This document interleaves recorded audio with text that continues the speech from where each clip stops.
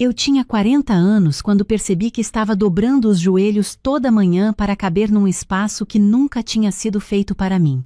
Não foi uma briga, não foi um choro de madrugada, não foi uma frase dita com crueldade. Foi uma quinta-feira comum, às 7 da manhã, quando entrei na cozinha para fazer café e encontrei minha sogra sentada à mesa olhando para mim com aquela expressão que eu já conhecia de cor, aquela expressão de quem está avaliando um móvel que foi colocado no lugar errado. Ela não disse nada, só olhou, e eu me desviei, peguei a xícara menor, a que eu tinha aprendido que era minha, e fiz o café em silêncio, sem ligar o rádio, sem abrir a janela, sem ocupar mais espaço do que o estritamente necessário. E foi nesse silêncio que algo dentro de mim disse, com uma clareza que me surpreendeu pela calma: já está na hora. Mas para você entender como cheguei até essa cozinha, preciso voltar 6 anos. Preciso voltar para a mulher de 34 anos que eu era quando conheci meu marido numa reunião de trabalho em Ribeirão Preto, numa tarde de outubro, que cheirava a chuva chegando. Eu era técnica de enfermagem numa clínica particular no centro da cidade. Trabalhava há 10 anos no mesmo lugar. Tinha o meu apartamento de 2 quartos no bairro Ipiranga, pequeno, mas meu, com as coisas no lugar que eu queria, o travesseiro do lado que eu escolhi, o tapete da cor que me agradava. Meu marido era contador numa empresa de logística, 31 anos, filho único, morava com os pais numa casa espaçosa no bairro Jardim Paulista. Me contou isso no nosso segundo encontro, com a naturalidade de quem explica uma situação temporária, que qualquer pessoa de bom senso compreenderia. O pai tinha tido um problema cardíaco 2 anos antes, a mãe não trabalhava, ele preferia estar por perto para ajudar. Responsabilidade, pensei, cuidado com a família. Pensei que tinha encontrado um homem diferente. Minha sogra, nos primeiros meses, era exatamente a mulher que eu precisava acreditar que ela era. Me recebia com abraço, perguntava sobre meu dia, dizia que era bom seu filho ter encontrado uma mulher com profissão séria, com cabeça no lugar. Às vezes me chamava de filha quando eu chegava. Fazia questão de me servir primeiro na mesa. Tinha um sorriso fácil, daqueles que não deixam dúvida, e eu aceitei aquele sorriso como verdade porque queria que fosse verdade. A primeira coisa que notei, e que escolhi ignorar, foi a questão da casa. Quando começamos a falar em casamento, meu marido trouxe a proposta com uma voz calma, como quem está apresentando uma solução óbvia. Os pais precisavam de apoio, a casa era grande. O que eu pagava de aluguel a gente poderia guardar para comprar algo próprio em 2, 3 anos no máximo. Temporário. Sempre temporário. Eu fiz a conta que não devia ter feito, a conta emocional. Amor mais tempo, mais paciência, mais resultado. Vendi meus móveis, doei o tapete, peguei as caixas e me mudei para o quarto que minha sogra tinha preparado para nós, sem me perguntar nada, com as paredes na cor que ela escolheu e as cortinas que ela achou adequadas. Levei comigo 3 plantas que cultivava desde a época do apartamento. Uma samambaia, um cacto pequeno e uma orquídea lilás que minha mãe tinha me dado quando completei 30 anos, num vaso branco de cerâmica que eu mesma tinha pintado com um pincel fino numa tarde de domingo. Coloquei as 3 no peitoril da janela do quarto, que tinha sol da manhã. Na semana seguinte, a orquídea tinha sido removida do peitoril e estava sobre a cômoda, no canto, sem sol. Perguntei para minha sogra o que tinha acontecido. Ela disse que a janela aberta com planta deixava entrar inseto e que o marido dela tinha rinite. Guardei a orquídea na sombra e não disse mais nada. Mas guardei aquilo também, sem saber ainda que estava começando uma coleção. A casa tinha uma lógica própria, não escrita em lugar nenhum, mas absolutamente presente em cada cômodo. O banheiro da manhã era do meu sogro primeiro, depois da minha sogra, depois meu marido, e eu por último, sempre com a sensação de estar usando um espaço que me tolerava. A TV da sala ficava no canal de notícias da tarde porque minha sogra gostava, e se eu mudasse para qualquer outra coisa quando ela não estava na sala, ela voltava, via o canal diferente e mudava de volta sem comentar. Era uma linguagem de recados sem palavras, e eu aprendi a ler essa linguagem muito mais rápido do que eu queria. O meu sogro era um homem quieto, daqueles que parecem ausentes, mas estão absorvendo tudo. Depois do problema cardíaco, tinha se aposentado cedo e passava os dias sentado na varanda ou na frente da televisão. Não era cruel, não era grosseiro, era simplesmente presente. Uma presença constante que lembrava que aquele era o território dele. Quando eu chegava do trabalho e cumprimentava, ele respondia com um aceno de cabeça. Quando eu tentava conversar, respondia em monossílabos. Não era má vontade, era indiferença, que às vezes dói mais. O que me foi consumindo devagar, imperceptivelmente, como a ferrugem que você não vê se formando, foi a gestão da minha própria vida dentro daquela casa. No segundo ano, minha sogra começou a comentar sobre os horários que eu chegava. Não de forma agressiva, sempre com uma preocupação embutida. Que bom que você chegou, eu já estava ficando com um pensamento ruim que soava como carinho, mas que tinha o peso de um registro. Comecei a mandar mensagem avisando quando saía mais tarde. Não porque ela pediu, mas porque o silêncio dela quando eu chegava sem avisar era mais pesado do que o trabalho de mandar a mensagem. No terceiro ano, ela começou a ter dores. Não uma doença diagnosticada, não algo que os médicos conseguissem nomear com precisão, mas dores que apareciam nas horas certas. Dor nas costas quando eu planejava sair com amigas no fim de semana. Dor de cabeça quando meu marido e eu tentávamos organizar uma viagem. Pressão alta quando havia alguma tensão na casa, sempre tão convenientemente timed, que eu comecei a perceber o padrão antes mesmo de conseguir admitir o que o padrão significava. Meu marido corria, eu ficava. Era a geometria daquele casamento. Sei que você pode estar pensando o que eu mesma pensei durante anos. Por que ficou? É a pergunta mais fácil de fazer de fora e a mais difícil de responder de dentro. Fiquei porque amava meu marido, e quando você ama alguém de verdade, você passa anos separando a pessoa do ambiente, dizendo para si mesma que se as circunstâncias fossem diferentes, a história seria diferente. Fiquei porque tinha medo de ser a mulher que destruiu uma família, de carregar esse peso numa cidade onde as pessoas se conhecem, onde comentários viajam rápido e os julgamentos chegam antes da explicação. Fiquei porque me adaptar é o que a gente aprende a fazer, e a adaptação acontece tão gradualmente que você não percebe que foi moldada até tentar voltar à forma original e descobrir que não sabe mais qual era. No quarto ano, algo mudou.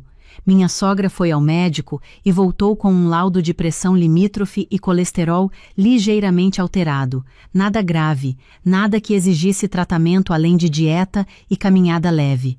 Mas o laudo entrou na casa como se fosse um diagnóstico de algo muito mais sério.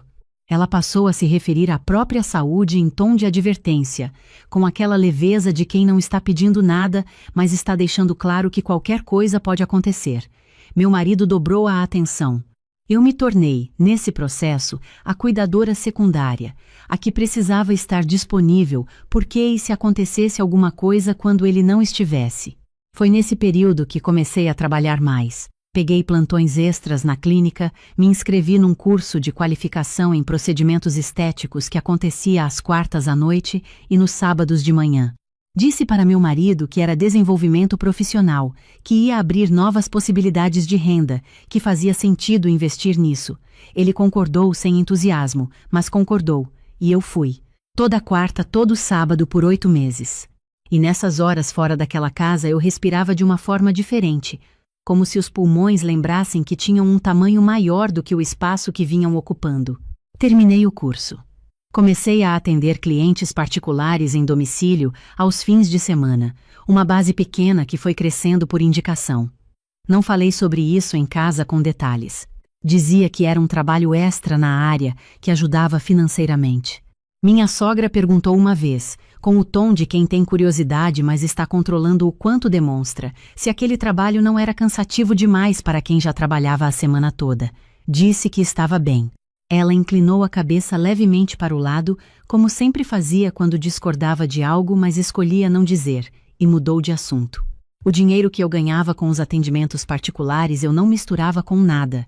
Abri uma conta separada no banco, uma que meu marido não sabia que existia, não por desonestidade, mas porque eu precisava de um espaço que fosse completamente meu, onde eu pudesse olhar para um número e saber que aquele número era meu, construído com as minhas mãos, sem passar pela conta conjunta que ele administrava e da qual eu recebia relatórios quando ele achava necessário me atualizar. Nessa conta separada, eu depositava cada real que entrava dos atendimentos e não tocava. A cena que mudou tudo aconteceu no 5º ano, num domingo de almoço de família. A cunhada do meu marido tinha vindo visitar com o marido e os 2 filhos, uma visita que acontecia 3 ou 4 vezes por ano e que eu encarava com a preparação mental de quem sabe que vai precisar de reserva. A cunhada era simpática comigo de uma forma que nunca soou completamente genuína. Aquela simpatia de superfície que não desce mais fundo porque não tem interesse em chegar lá. Estávamos à mesa, o almoço estava bom, a conversa estava indo para vários lados, quando o marido da cunhada fez uma pergunta sobre planos futuros, se a gente pensava em comprar algo próprio, já que o mercado estava interessante. Meu marido começou a responder, mas minha sogra o interrompeu com uma naturalidade absoluta, como quem retoma a palavra porque tem mais a dizer sobre o assunto. Ela disse que por enquanto estava tudo bem assim, que a casa era grande, que ela e o marido não eram de incomodar ninguém. E então, olhando para a cunhada com um sorriso tranquilo, como quem está comentando sobre o clima lá fora, ela disse: "E a Débora se acostumou bem aqui, né? Ela é uma pessoa que não complica, não fica fazendo exigência, aceita as coisas como são. Débora, esse é o meu nome." E eu ouvi aquelas palavras e senti alguma coisa ir para um lugar muito quieto dentro de mim, um lugar de onde não voltaria igual. Não foi raiva imediata, foi reconhecimento. A confirmação clara, dita em voz alta na frente de 4 pessoas, do que eu representava naquela casa. Não era membro da família, era uma pessoa que não complicava, uma conveniência silenciosa que aprendeu a não criar atrito. Meu marido estava sentado ao meu lado. Ouvi as palavras da mãe, olhei para ele e vi que ele estava olhando para o prato. Pegou o garfo, cortou um pedaço de carne, colocou na boca, não disse nada, não disse nada. Naquela noite, depois que todos dormiram, eu fui até o banheiro, fechei a porta com cuidado, sentei na borda da banheira e fiquei um tempo no silêncio. Depois tirei o celular do bolso do pijama, abri o aplicativo da conta separada e olhei para o saldo. Era uma quantia que me surpreendeu pela grandeza. Não porque eu não soubesse que estava guardando, mas porque quando você deposita aos poucos, com disciplina, sem se permitir gastar, sem se permitir usar como desculpa para algo que você quer, o número cresce de uma forma que você não acompanha mês a mês. Quando olha de verdade, o número te olha de volta com uma seriedade que você respeita. Fechei o aplicativo. Deitei de volta. Mas alguma coisa tinha se deslocado dentro de mim naquela noite, como uma peça de mobília que foi empurrada 3 centímetros e não volta mais para o lugar exato que estava. Nos meses seguintes comecei a pesquisar, não com urgência, com método. Fui a visitas de imóveis nos horários que eu já saía para os atendimentos, então ninguém notou mudança de rotina. Queria um espaço comercial, não grande, algo onde eu pudesse atender clientes com estrutura própria, onde eu pudesse eventualmente ter mais uma profissional trabalhando comigo, onde o negócio crescesse de forma sustentada. Visitei 4 lugares que não fechavam. Um tinha reforma demais para o que eu podia investir, outro era bem localizado, mas o condomínio era proibitivo, o terceiro tinha o tamanho certo, mas a estrutura elétrica era precária. O quarto, numa rua calma no bairro Sumarezinho, era uma sala térrea com banheiro privativo, uma pequena recepção separada do espaço de atendimento por uma divisória de vidro fosco, janela para a rua, estacionamento na esquina. O proprietário estava vendendo porque ia se mudar para outra cidade. O preço era direto, sem intermediário, e quando fiz as contas da minha conta separada, coube, com reserva para reforma e para 6 meses de operação sem depender de nenhuma receita nova. Não contei para meu marido, não ainda. Precisava entender primeiro o que ia acontecer com o casamento. Uma parte de mim ainda guardava a esperança de que quando eu tivesse o imóvel, quando eu pudesse propor que saíssemos daquela casa e começássemos de fato uma vida nossa, ele escolheria isso. Escolheria a gente. Mas eu tinha aprendido, naqueles 5 anos, a não colocar meu futuro na conta da escolha de outra pessoa. Consultei uma advogada que uma colega de trabalho recomendou, especialista em direito de família. A conversa durou quase 2 horas e me deixou mais informada do que eu queria ser sobre algumas coisas, mas informada é melhor do que surpresa. Entendi o que era meu, o que entrava no regime de comunhão que tínhamos, o que eu precisava garantir antes de qualquer movimentação. O imóvel comercial, comprado com dinheiro que eu tinha antes e durante o casamento, mas que não havia sido declarado como patrimônio comum, tinha uma situação que precisava ser tratada com cuidado. Minha advogada me orientou sobre como documentar corretamente, o que assinar, o que guardar. Segui cada orientação. Assinei a escritura numa terça-feira de manhã, durante o horário de almoço, no cartório que ficava a 15 minutos da clínica onde eu trabalhava.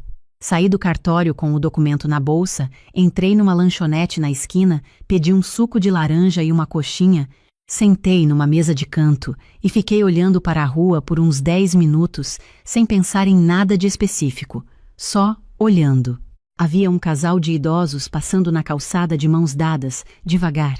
Uma criança puxando uma mochila grande demais para o tamanho dela. Um cachorro dormindo na sombra de uma árvore com uma calma que me pareceu sábia.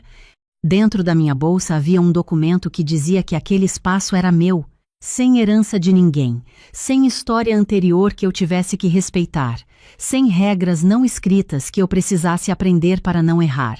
Era meu. Terminei o suco, voltei para o trabalho. A reforma do espaço levou 3 semanas. Uma profissional de interiores que atendia clientes da clínica onde eu trabalhava me ajudou a pensar o projeto, de forma enxuta, só o necessário. Paredes em cinza muito claro, uma faixa de azulejo artesanal nas cores que eu escolhi, iluminação quente, 2 pias de aço com espelhos grandes, a recepção com uma poltrona e uma mesinha, onde eu coloquei uma planta, uma orquídea. Não a da minha mãe. Essa estava ainda guardada num canto com pouco sol. Uma nova, em vaso novo, no lugar que eu escolhi para ela. Passei a ir ao espaço toda terça e quinta ao final do expediente, supervisionando o andamento. Num desses dias, a reforma estava praticamente concluída. Entrei sozinha, passei pelos cômodos no silêncio do final do dia, passei a mão na parede que ainda cheirava a tinta. Fiquei parada no espaço de atendimento, onde eu tinha planejado colocar minha maca e meu equipamento. Olhei para a janela que dava para a rua e deixei a tarde entrar pela vidraça. O sol de abril, aquele sol já menos agressivo que o do verão, fez um retângulo dourado no chão de porcelanato. Fiquei parada naquele retângulo. Pensei na orquídea que tinha saído da janela do quarto. Pensei nas mensagens que mandava avisando que estava chegando atrasada. Pensei nos 5 anos de jantares onde eu ouvia conversas sobre a vizinha, sobre a pressão que estava subindo, sobre como o mundo havia mudado, e ficava sentada naquela mesa como uma peça de cenário educada e discreta que não exigia nada. Sai de lá com os olhos marejados, não de tristeza, de alívio, de reconhecimento. Nas semanas seguintes, comecei a retirar minhas coisas da casa com discrição calculada, não de uma vez, não com mala grande, não com nada que levantasse pergunta. Documentos primeiro, os meus, os da minha mãe que eu guardava, tudo que tinha meu nome. Depois coisas sentimentais, um por um, fotos de álbuns que eram meus, cartas guardadas desde a faculdade, um caderno de anotações que eu usava para registrar receitas que minha avó ditava por telefone nos últimos anos de vida dela. Depois, roupas fora de estação. Depois, meu equipamento profissional, por partes, levando na bolsa ao longo de várias semanas como se fossem itens que eu estava levando para usar em atendimento. Meu marido não perguntou nada, ou não percebeu. Aprendi com o tempo que às vezes esses dois são a mesma coisa.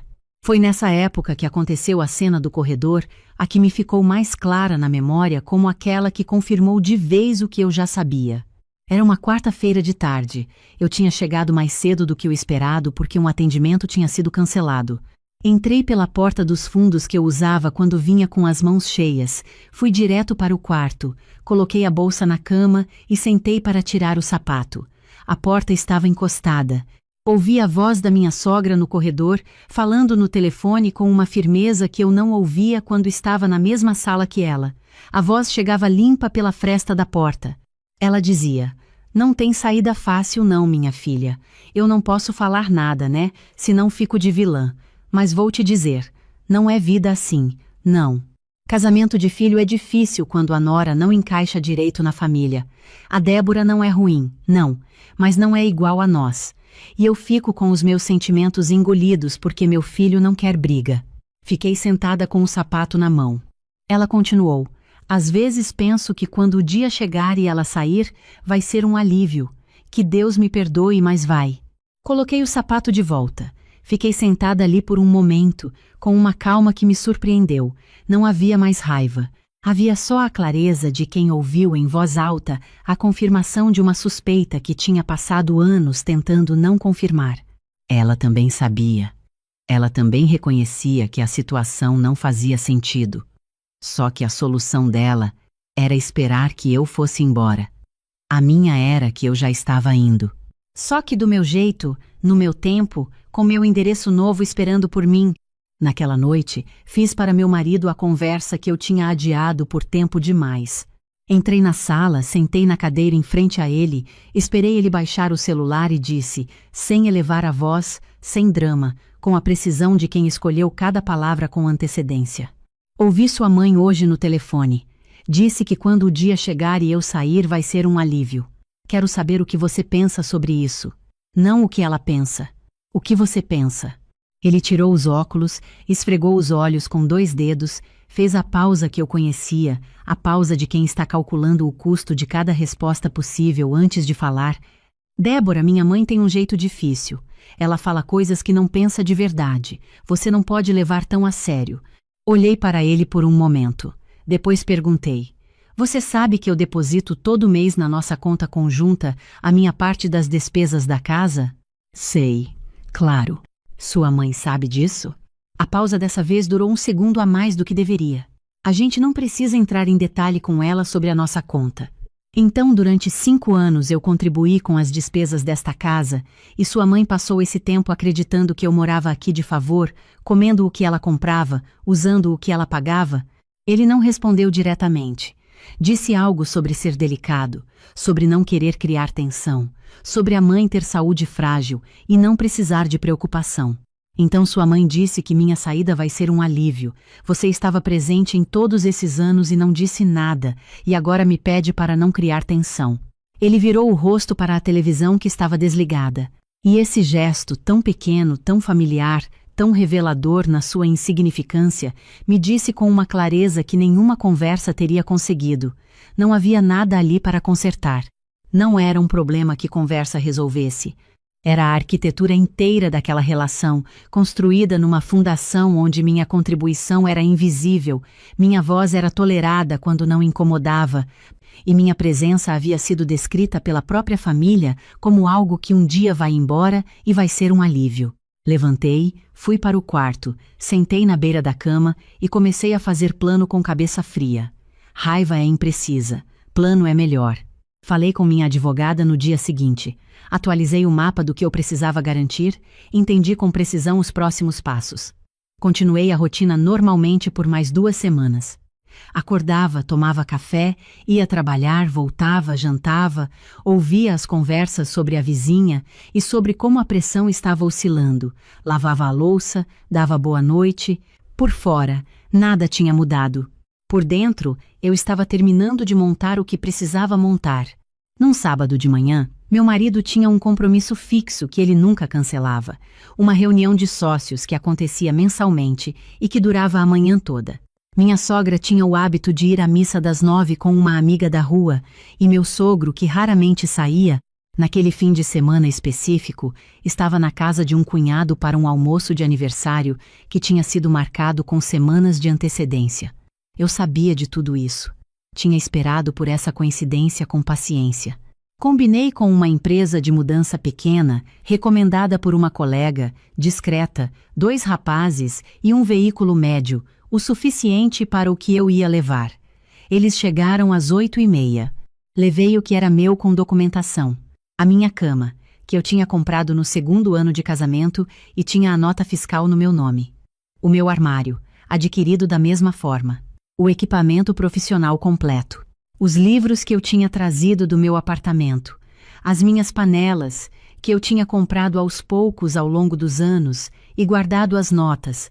O ventilador do quarto, a minha mesa de trabalho que ficava num canto que ninguém usava. As plantas. A samambaia, o cacto e a orquídea da minha mãe, que eu tirei do lugar escuro onde estava e coloquei com cuidado no fundo do carro, ela que ia ser a primeira coisa que eu ia colocar na janela do lugar novo. Os rapazes trabalharam com uma eficiência que eu tinha pedido. Rápido, silencioso, sem demora. Às 10h20 já estavam carregando as últimas caixas quando ouvi o portão da rua se abrir. Minha sogra tinha voltado mais cedo.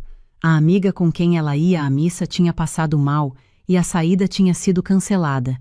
Ela entrou pelo corredor lateral, viu o veículo, viu os rapazes com as caixas, parou no meio do caminho com a bolsa no braço, olhando de mim para o veículo e de volta para mim. O que está acontecendo aqui? Estou indo embora.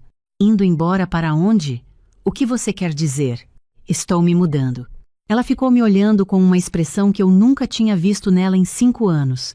Não era a expressão de inventário que eu conhecia, não era a expressão de avaliação silenciosa. Era algo diferente. Era susto genuíno. Era a expressão de quem está diante de uma situação que não estava nos seus cálculos. Mas você não pode simplesmente sair assim. Precisa falar com meu filho. Isso não pode ser assim. Pode falar com ele. O número você tem. Ela pegou o telefone. Eu continuei supervisionando os rapazes. Ouvi a voz dela subindo enquanto as últimas coisas eram carregadas. Quando terminou, fiz uma última volta pelo quarto. Estava vazio. Só a estrutura que pertencia à casa. Havia marcas na parede onde coisas tinham estado por anos. O peitoril da janela estava vazio pela primeira vez desde que eu tinha chegado. Peguei a bolsa, desci o corredor, minha sogra estava na sala, telefone na mão, com aquela expressão ainda aberta de quem não fechou o quadro. Débora, espera. A gente precisa conversar. Houve mal-entendido aqui, a gente pode resolver isso. Parei na porta. Me virei para ela. Foi a primeira vez em 5 anos que falei com ela sem baixar o tom antes de começar. Não houve mal-entendido, eu disse. Durante 5 anos eu contribuí com as despesas desta casa, todo mês, sem faltar uma vez.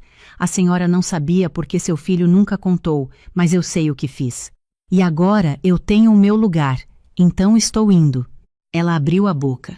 Olhou ao redor, como se a sala que ela conhecia há décadas tivesse mudado de lugar enquanto ela não estava olhando.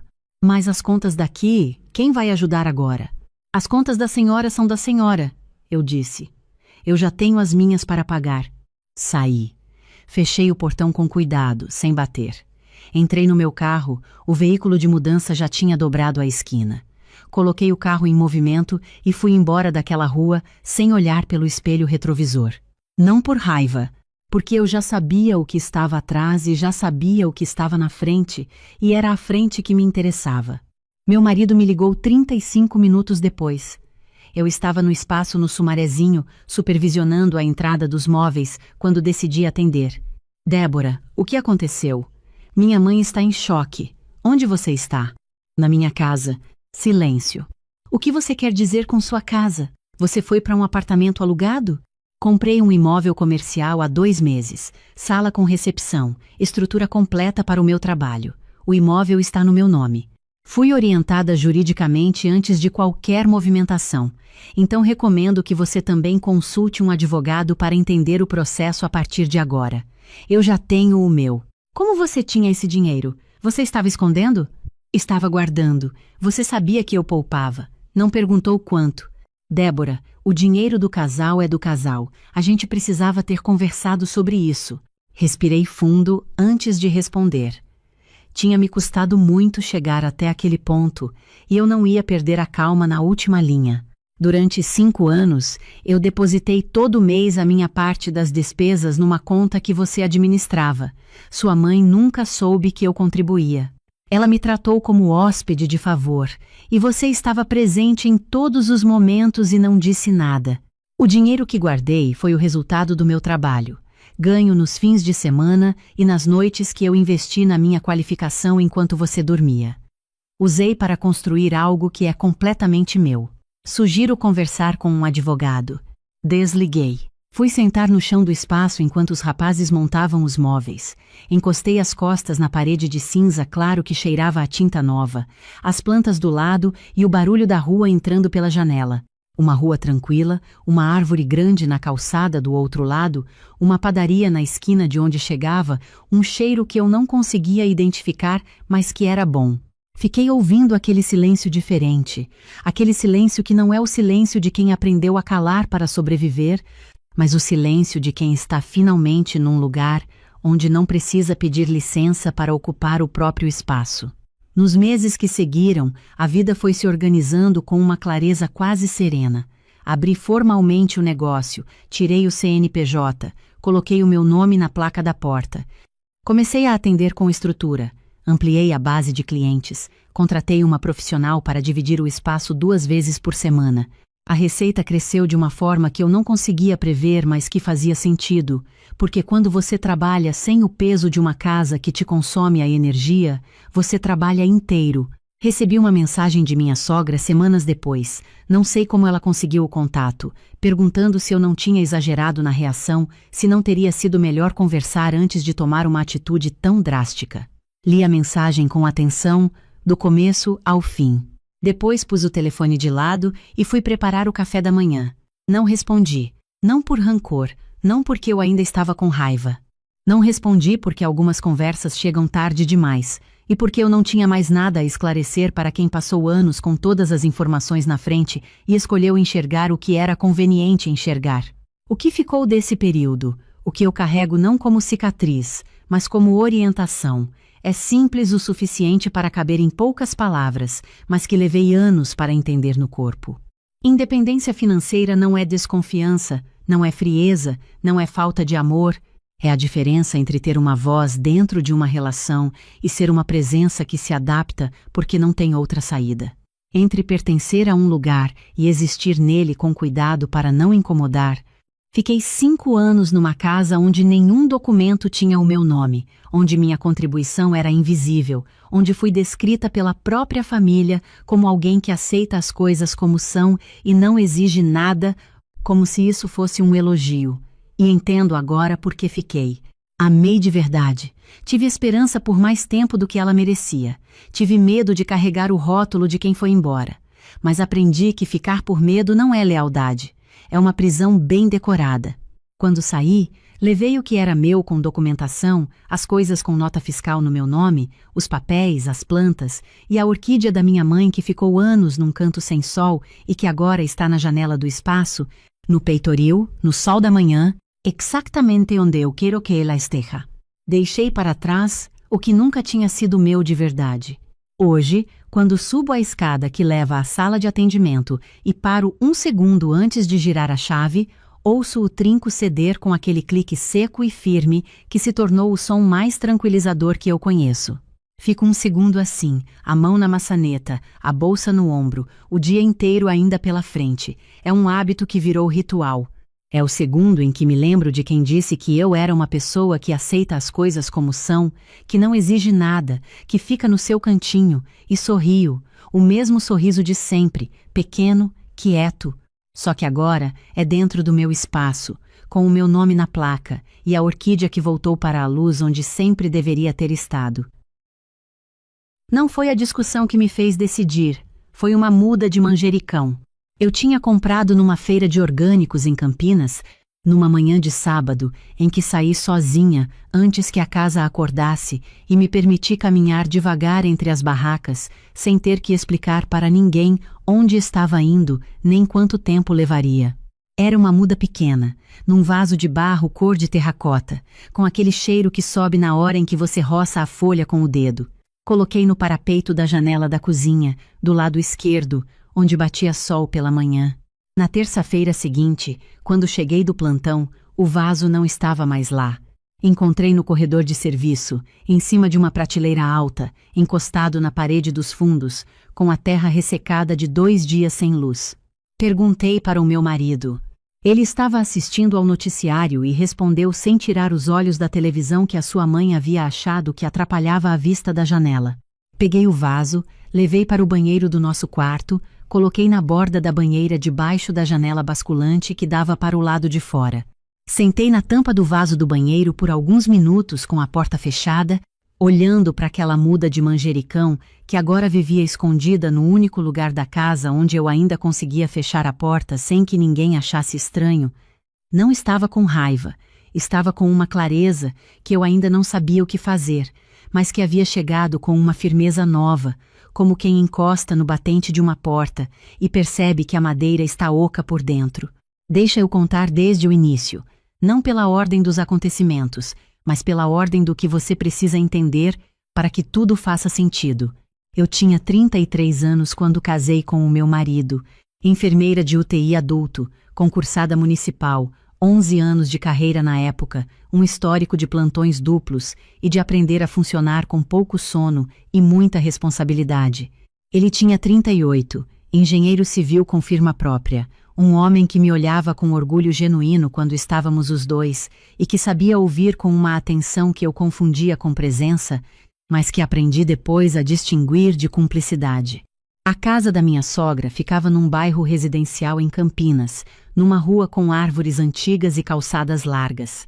Uma construção de um andar com área de serviço no fundo, que ela havia ocupado sozinha desde que o meu sogro havia falecido 6 anos antes, e que de repente ficou grande demais para uma pessoa só, ou assim foi dito na conversa em que a proposta foi apresentada. A minha sogra tinha 67 anos, cabelos curtos que ela tingia de um castanho uniforme, mãos que sabiam fazer pão e opinião sobre tudo dentro daquelas paredes. Ela não era uma mulher fria. Tinha senso de humor e uma generosidade real com as netas das vizinhas, com as amigas da paróquia, com qualquer pessoa que não morava dentro da mesma casa que ela. Para quem morava, o afeto vinha misturado com uma necessidade de controle que eu demorei para aprender a nomear, porque ela nunca levantava a voz, nunca era grossa, e tudo sempre chegava embrulhado em cuidado. A proposta foi apresentada numa janta de domingo, como quase tudo naquela família. Meu marido disse que era temporário, que a firma estava num momento de expansão, que fazia mais sentido financeiro nos primeiros anos, que a casa era grande e que a minha sogra se sentiria mais segura com companhia. Disse que 1 ano e meio, talvez 2. Eu ouvi, olhei para minha sogra que me olhava com um sorriso que eu ainda não sabia ler, e disse que tudo bem. Eu devia ter prestado mais atenção no que ninguém disse naquela noite. Nos primeiros meses me esforcei da maneira que as mulheres aprendem a se esforçar quando entram numa casa que não é sua. Aprendi os ritmos, os horários, as preferências, o café da manhã era às 7 em ponto, a televisão da sala ficava no canal que a minha sogra escolhia durante o dia. A roupa de cama era dobrada de um jeito específico, que ela me mostrou uma vez com aquela paciência de quem está ensinando algo que deveria ser óbvio. Eu aprendi. Me adaptei com a eficiência de quem está acostumada a funcionar dentro de estruturas que não escolheu, porque o TI ensina exatamente isso. O problema não era a rotina. Eu entendo rotina, vivo de rotina, respeito rotina. O problema era que dentro daquela casa as regras tinham dono, e o dono não precisava anunciar isso, porque o dono nunca precisara ser questionado antes. A minha sogra tinha opiniões sobre como eu temperava a carne, que era com sal demais. Sobre o horário em que eu colocava a máquina de lavar para funcionar, que atrapalhava a concentração dela durante a novela das 6. Sobre as minhas compras no mercado, que eram de marcas erradas, mais caras do que precisavam ser, ou mais baratas do que deviam. Sobre o jeito que eu deixava minha bolsa de trabalho na entrada, que tomava espaço no corredor. Nada era dito com agressividade. Tudo chegava com o tom de quem está simplesmente observando em voz alta, como se eu fosse uma peça de mobília mal posicionada que ela continuava tentando encontrar o lugar certo. O meu marido, quando eu trazia alguma coisa, fazia aquela pausa que eu aprendi a reconhecer. Uma pausa de cálculo. Depois dizia que a minha sogra era assim, que eu não devia levar para o lado pessoal, que ela fazia o mesmo com todo mundo. Quando eu dizia que todo mundo não morava na casa dela, ele olhava para o lado e mudava de assunto com a naturalidade de quem não vê o que não quer enxergar. Tinha uma gaveta na cozinha, perto do fogão, que eu havia começado a usar para guardar minhas coisas de cozinha. Uns utensílios que eu havia trazido do apartamento onde morava antes, um termômetro culinário, 2 cortadores de legumes que eu usava nos dias em que cozinhava. Numa quarta-feira do 2º ano, abri a gaveta e estava reorganizada. Minhas coisas haviam sido movidas para um compartimento menor embaixo da pia, e o espaço havia sido ocupado por uma coleção de colheres de pau que a minha sogra guardava fazia anos. Perguntei. Ela disse que precisava do espaço e que eu certamente entenderia. Guardei as minhas coisas no quarto, e guardei junto com elas uma coisa muito pequena que eu ainda não sabia nomear. Uma espécie de consciência que havia começado a crescer sem que eu tivesse autorizado. No terceiro ano, comecei a observar com uma atenção que não tinha antes. Observei meu marido, como a postura mudava quando a mãe entrava no cômodo. Como ele ria de um jeito diferente, mais alto, mais fácil, quando ela aprovava alguma coisa que ele havia feito. Como ele escolhia, quase sempre, dizer o que ela queria ouvir em vez de pensar primeiro no que era verdadeiro. Não era fraqueza exatamente. Era uma arquitetura que havia sido construída décadas antes de eu aparecer, e que ele nunca havia tido razão suficiente para questionar. Observei a minha sogra com uma nitidez nova. Vi que ela era, à sua maneira, uma mulher capaz, que administrava a casa com competência real, que tinha uma rede de relações na paróquia e no bairro que funcionava há anos, que cuidava das pessoas que ela escolhia cuidar com uma dedicação genuína. O problema era que dentro daquela casa, o cuidado e o controle chegavam juntos, embrulhados no mesmo papel, e era difícil separar um do outro sem parecer ingrata. Às vezes me pegava pensando no apartamento que havia deixado alugado em Ribeirão Preto, onde eu havia morado durante 7 anos antes do casamento. 2 peças, com janela de frente, e uma varanda pequena, onde eu cultivava ervas aromáticas numa fileira de vasos.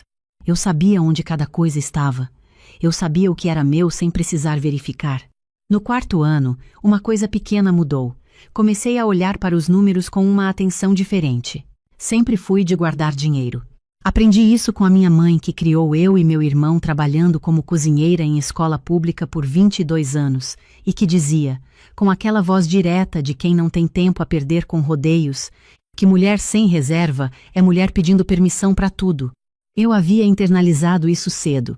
Poupava por hábito desde o primeiro salário de enfermagem na época do residência, mas até o 4º ano eu poupava sem destino específico. Era acúmulo por princípio. A partir do 4º ano comecei a poupar com intenção. O apartamento em Ribeirão Preto rendia aluguel todo mês. Desde o início do casamento, eu havia separado essa renda numa conta diferente, uma que eu administrava sozinha e sobre a qual o meu marido sabia que existia, mas nunca havia perguntado o saldo. A ele pertencia a conta conjunta, as despesas da casa, as contas do cotidiano. A mim pertencia uma conta que ia crescendo em silêncio, com a paciência das coisas que não precisam de plateia para se desenvolver. Eu também contribuía com as despesas da casa. Tinha proposto isso no primeiro mês, porque me parecia justo. 2 adultos com renda morando num espaço que consumia água, luz, gás, mercado. A minha sogra havia dito que não era necessário, que filho era filho e que casa era de todos.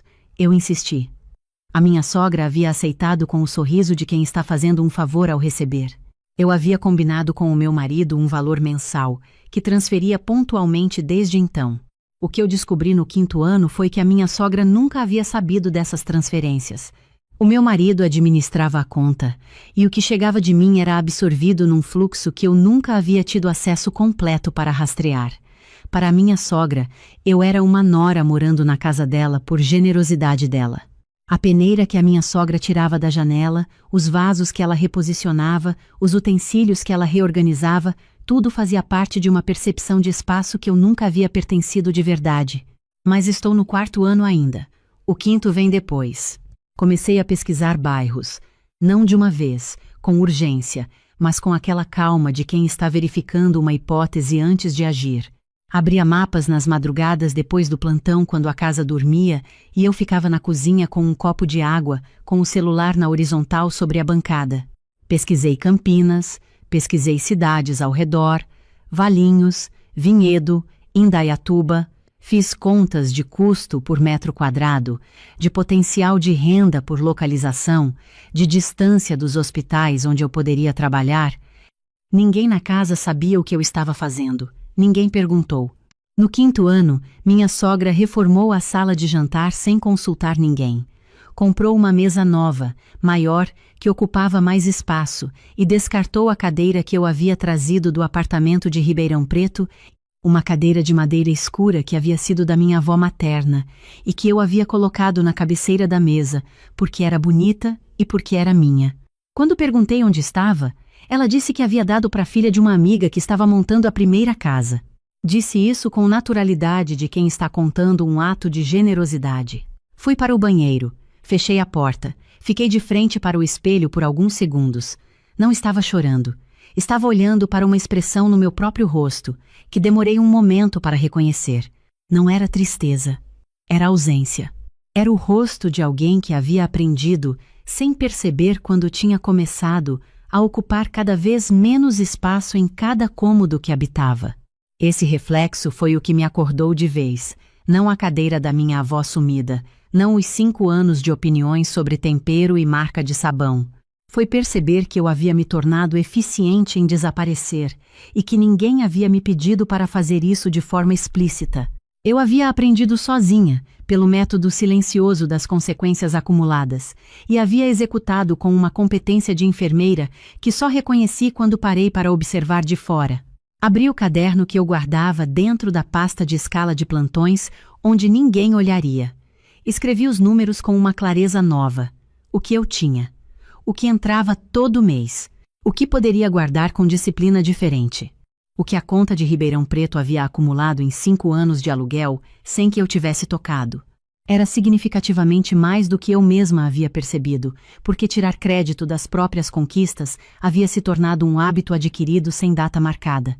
Fechei o caderno, olhei para a muda de manjericão que ainda vivia na borda da banheira. Pensei, está quase na hora. No 6º ano, intensifiquei as visitas a imóveis. Dizia que tinha reunião de equipe ou capacitação em outra unidade hospitalar. Visitei 11 propriedades ao longo de 3 meses, sempre em dias úteis, sempre sozinha, sempre devolvendo a chave e indo embora sem deixar rastro de entusiasmo para o corretor misturar com algo que pudesse vazar. A 12ª foi numa tarde de outubro em Valinhos, num condomínio fechado de casas térreas com rua interna arborizada. A corretora abriu o portão, e eu entrei antes dela. Sala com pé direito alto e janelas que iam quase até o teto. Cozinha integrada com bancada de pedra clara, a espécie de bancada onde você coloca o vaso de ervas e ele não atrapalha nada porque o espaço foi pensado para ter coisas dentro dele. Quarto principal com closet e banheiro privativo.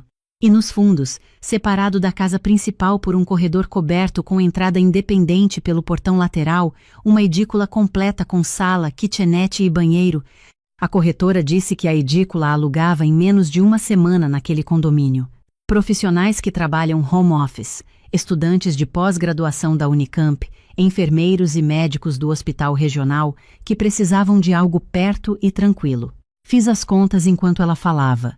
Com a renda da edícula somada ao aluguel do apartamento de Ribeirão Preto, as minhas despesas mensais naquela casa ficariam abaixo de 22% do meu salário líquido. A reserva permaneceria intacta. Era uma decisão financeira sólida, independente de qualquer outra razão. E as outras razões estavam todas presentes e silenciosas dentro de mim enquanto eu andava pelo quintal, olhando para os coqueiros jovens que a antiga moradora havia plantado. Levei 4 semanas para assinar. Não de hesitação, de respeito pela irreversibilidade do que estava decidindo e pela amplitude de tudo que viria junto. Consultei minha irmã, que mora em São Paulo e que é a única pessoa no mundo que me conhece desde antes de eu saber ser paciente. Conversei com uma advogada especialista em direito de família que uma colega enfermeira havia me indicado. Reli o contrato 3 vezes em dias diferentes para ter certeza de que não estava lendo com o cansaço de plantão. Assinei numa quinta-feira de manhã, entre uma escala e outra, num cartório no centro de Valinhos.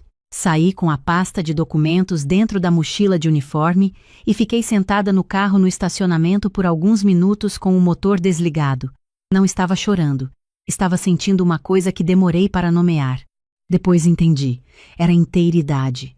Era a sensação de ser inteira, pela primeira vez em muito tempo, sem nenhuma parte de mim sendo administrada por alguém que não era eu. Voltei para Campinas naquela tarde. Jantamos os 3 como em qualquer quinta. A minha sogra tinha feito frango assado com batatas e falou sobre uma novidade que havia lido na revista da paróquia. O meu marido me perguntou se o plantão tinha sido pesado.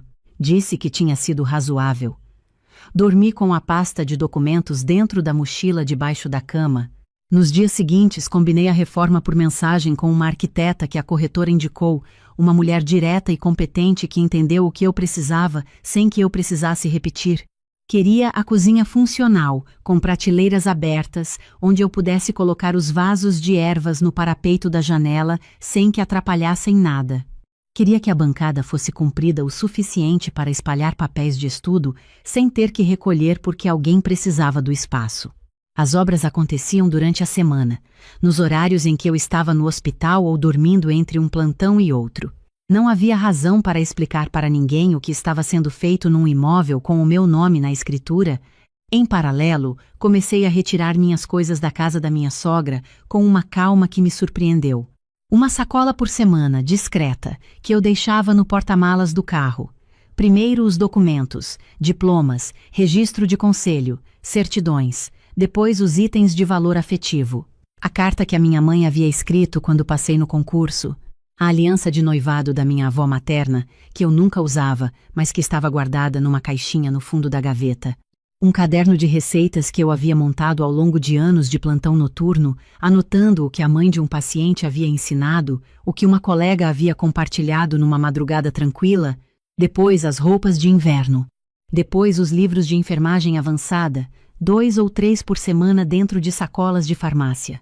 O meu marido não percebeu. Ou percebeu e ficou quieto, o que era a resposta que eu havia aprendido a esperar dele diante de qualquer coisa que exigisse que ele escolhesse um lado. A arquiteta mandou mensagem numa sexta à noite. Pronto, pode visitar quando quiser. Fui no sábado de manhã. Saí de casa antes das 6:30 enquanto a casa ainda dormia. Abri o portão de Valinhos com a minha chave. Entrei sozinha no silêncio do lado de dentro. Andei por cada cômodo com a atenção de quem está reconhecendo um lugar que havia existido durante meses apenas na cabeça. As janelas altas da sala deixavam entrar uma luz que não precisava de permissão para ocupar espaço. A cozinha tinha a bancada comprida que eu havia pedido. O parapeito da janela sobre a pia era largo o suficiente para uma fileira inteira de vasos. Fui até os fundos, entrei na edícula pelo corredor coberto, abri as janelas para circular o ar. Era um espaço limpo, com potencial claro. Fiz as contas mentalmente com a precisão de quem passou anos calculando dosagem em ambiente de pressão. Voltei para a casa principal. Subi na bancada da cozinha com cuidado. Abri a janela até a posição máxima. Apoiei os braços no parapeito. Olhei para o quintal pequeno com os coqueiros jovens lá no fundo. Não havia ninguém atrás de mim avaliando se eu estava usando espaço demais. Não havia nenhuma voz na sala que eu precisasse calibrar o volume da minha para não incomodar. Havia só o vento da manhã de outubro e o cheiro de tinta nova e a certeza quieta de quem finalmente chegou onde estava indo, mesmo sem ter sabido por muito tempo o nome do destino. Desci, fui até o carro, peguei do banco de trás uma caixa de papelão que havia preparado durante a semana. Dentro, embrulhados em jornal, 6 vasos de barro de tamanhos diferentes e num saco plástico separado, pacotinhos de sementes, manjericão, alecrim, sálvia, cebolinha. Subi na bancada de novo. Coloquei os vasos ao longo do parapeito da janela da cozinha, espaçados com a atenção de quem está compondo algo que vai ficar.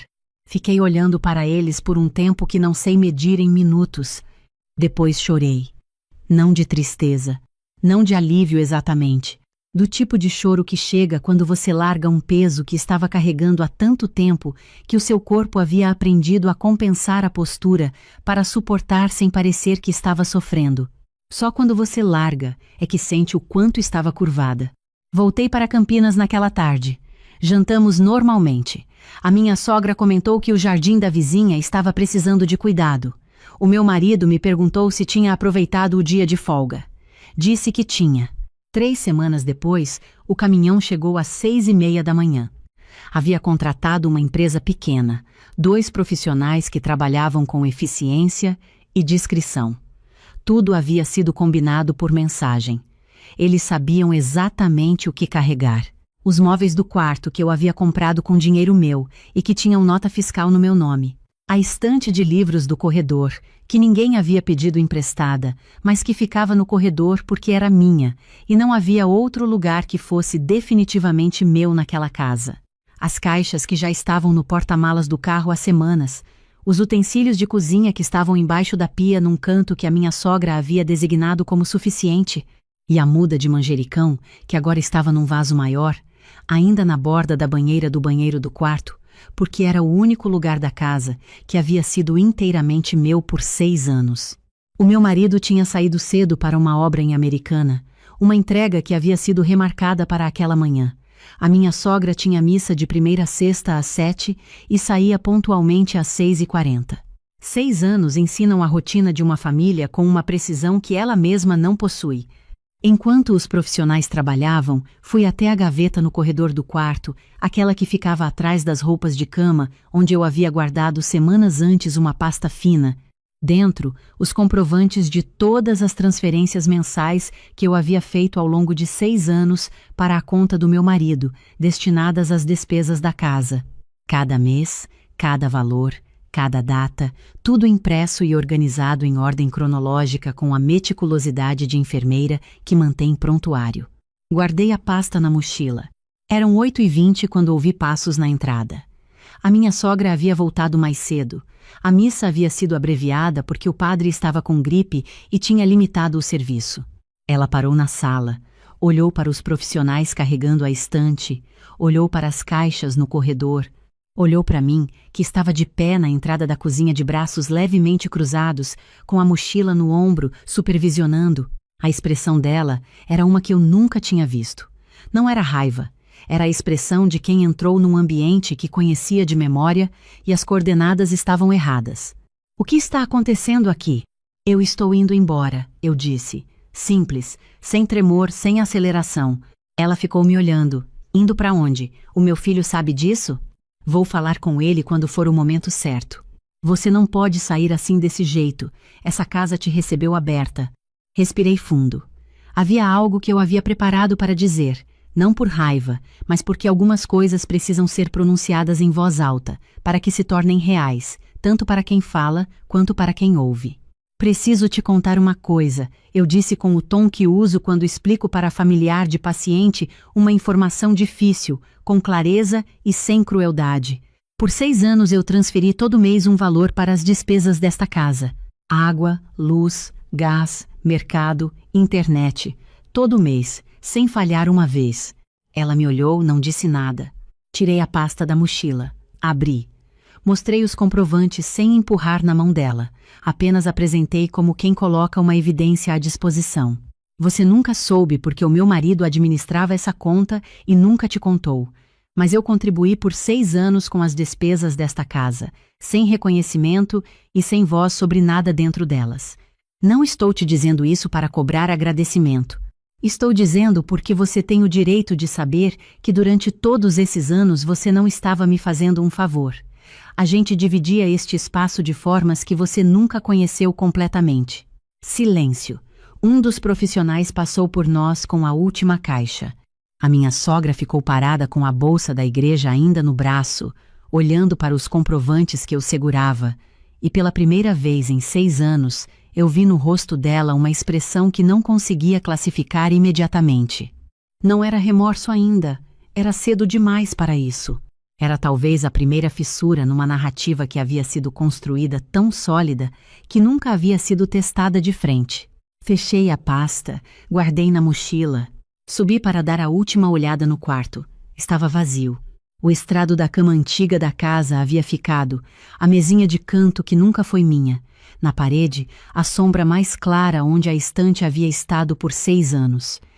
Um retângulo de tinta menos desbotada, o contorno exato do espaço que eu havia preenchido. Desci com a mochila. Peguei a muda de manjericão no banheiro, coloquei com cuidado dentro de uma caixa de tecido que havia preparado para isso. A minha sogra estava na sala, de pé ainda, com a bolsa da igreja no braço.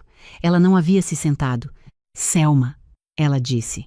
Era o nome que só ela usava dessa forma, com aquela entonação que vinha de algum lugar que eu não sabia identificar. Parei. Você vai mesmo? Não era pergunta. Era a confirmação de algo que ela sabia antes de perguntar. Sim. Ela ficou me olhando por alguns segundos. Depois colocou a bolsa da igreja em cima do sofá, veio até mim, parou a um passo de distância. Eu fui dura com você, ela disse baixo. Não da forma que a gente reconhece quando é dura, mas da outra, a que a gente não percebe que está sendo. Olhei para ela. Eu sei que essa casa nunca foi completamente sua. Eu sabia e não mudei. Não por maldade, ela continuou, com aquela honestidade difícil de quem está dizendo algo que custou.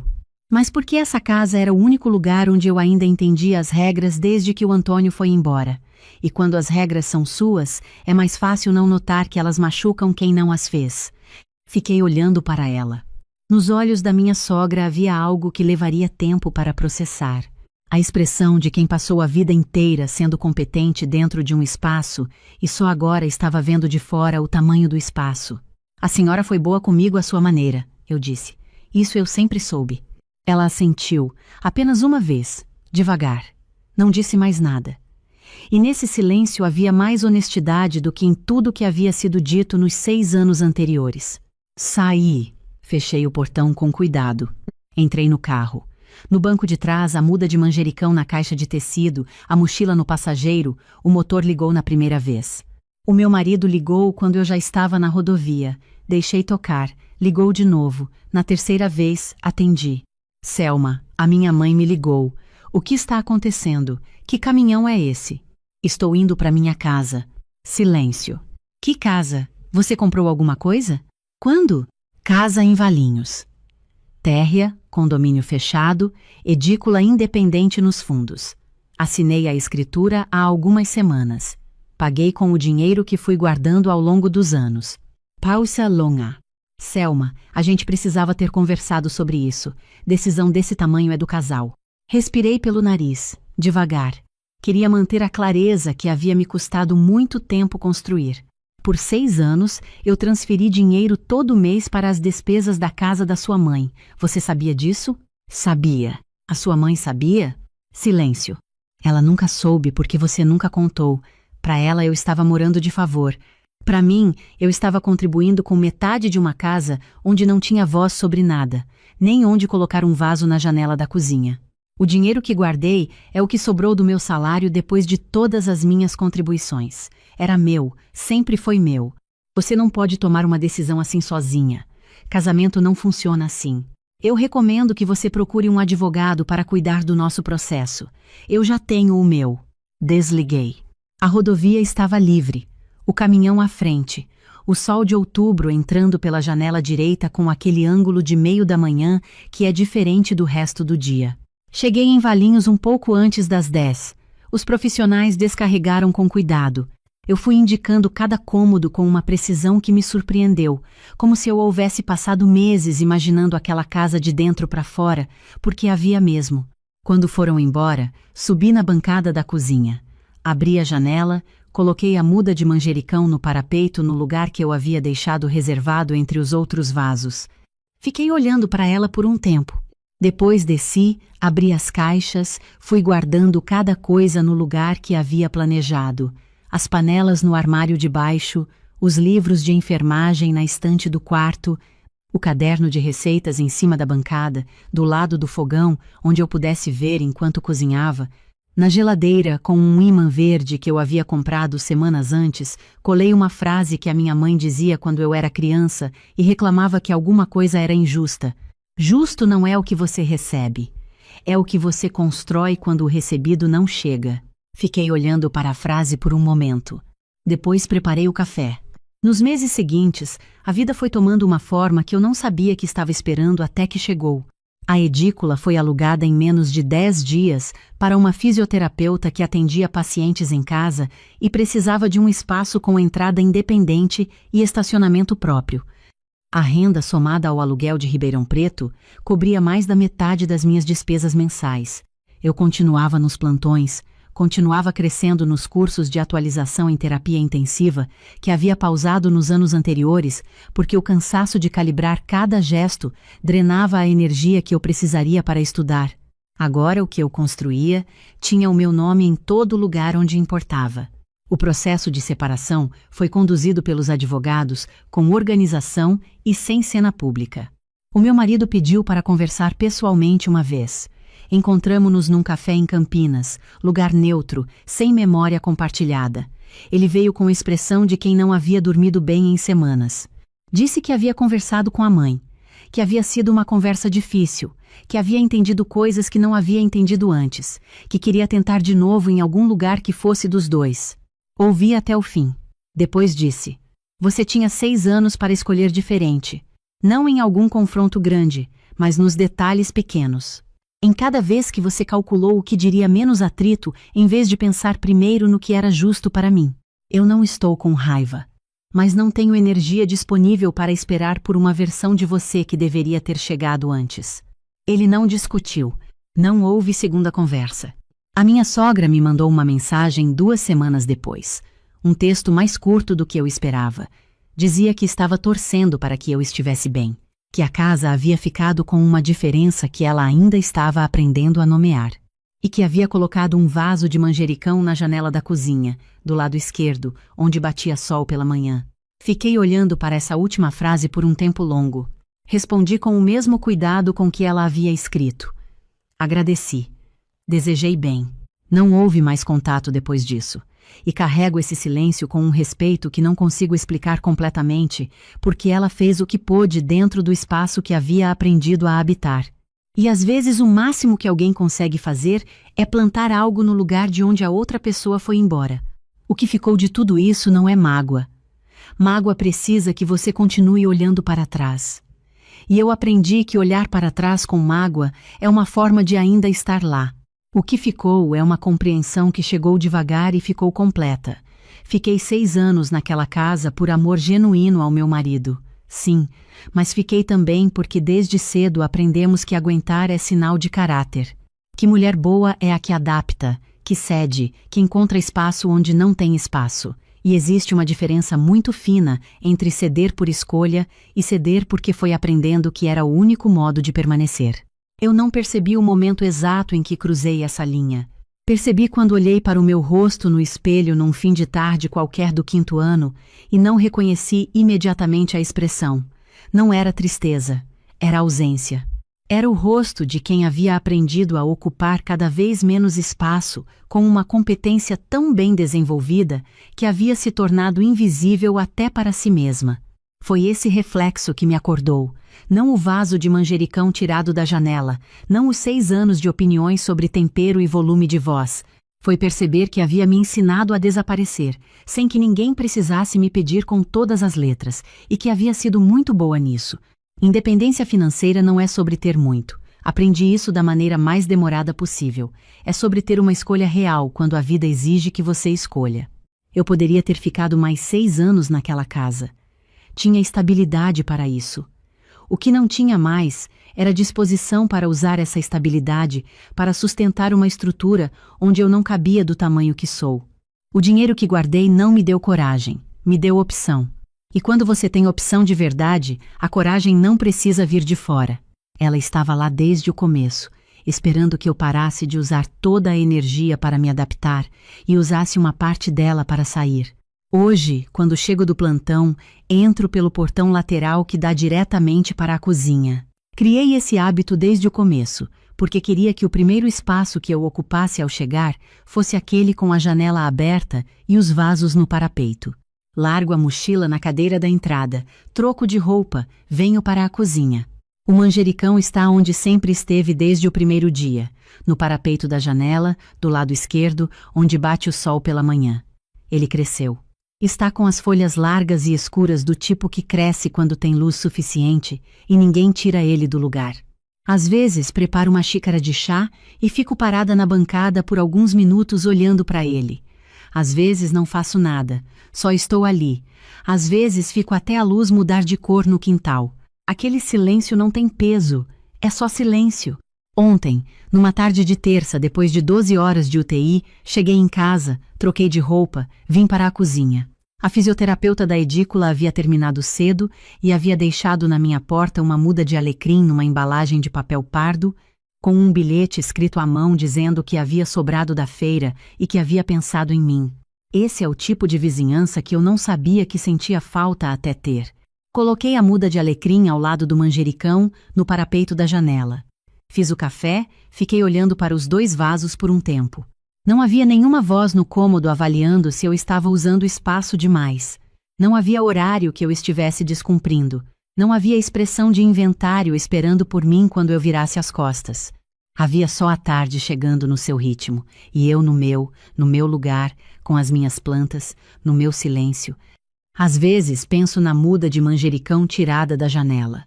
Naquele gesto da minha sogra, tão automático, tão sem cerimônia, como quem reposiciona um objeto fora do lugar, ela nunca vai entender completamente o que aquele gesto significou, não porque seja cruel, mas porque nunca precisou aprender o custo de ocupar espaço demais no espaço de quem não tem como dizer não. Algumas pessoas só entendem o tamanho de um lugar quando sentem a diferença do que estava ali e foi embora.